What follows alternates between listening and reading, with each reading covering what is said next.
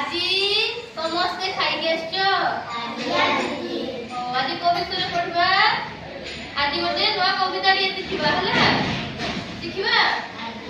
ମୁଁ କହିବି ତାପରେ ତମମାନେ ସବୁ ଗାଇବ। ବୁଝି ହଉଛି? ଆରମ୍ଭ କରିବା।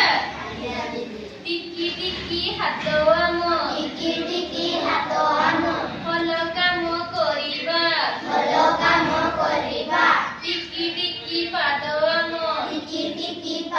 ଆମ ଭଲ ବାଟେ ଚାଲିବା। ଟିକି ଟିକି କାନ ଆମ ଭଲ କଥା ଶୁଣିବା। ଟିକି ଟିକି ଆଖି ଆମ ଭଲ କଥା ଦେଖିବା। ଆଜି ସିନା ସାନ ଆମେ କାଲି ବଡ଼ ହୋଇବା। ଆମ ମାଟି ମା ପାଇଁ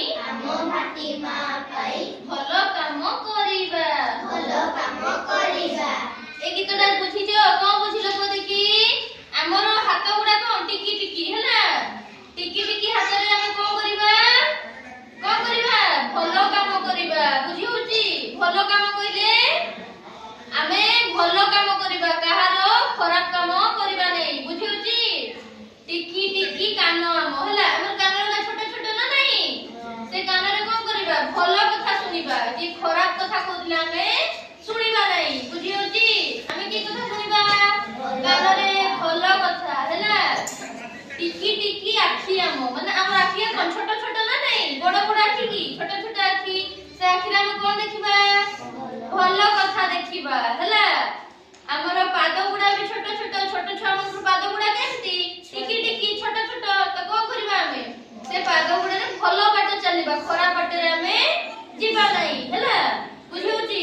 ଆଜି ସିନା ସାନ ଆମେ ଆଜି ସାନ ଅଛେ। ତମମାନେ ସମସ୍ତେ ଆଜି ସାନ ଅଛ। ଦିନେ ନା ଦିନେ ବଡ ହେବ ନା ନାହିଁ? ରାତିକି ହିଁ ରହିବ କି? ନାଇଁ। ଆଜି ସିନା ସାନ, ତମେ ସିନା ଆଜି ସାନ ଅଛ, ତମେ କାଲି ବଡ ହବ ନା ନାହିଁ? ଏ ଗୀତଟାରେ ଆମ ଟିକି ଟିକି ପାଦ ଆମେ ଭଲ ବାଟେ ଚାଲିବା, ମାନେ ଆମ ପାଦ ଗୁଡା ଛୋଟ ଛୋଟ ହେଲେ ବି ଆମେ ଭଲ ବାଟରେ ଯିବା ହେଲା।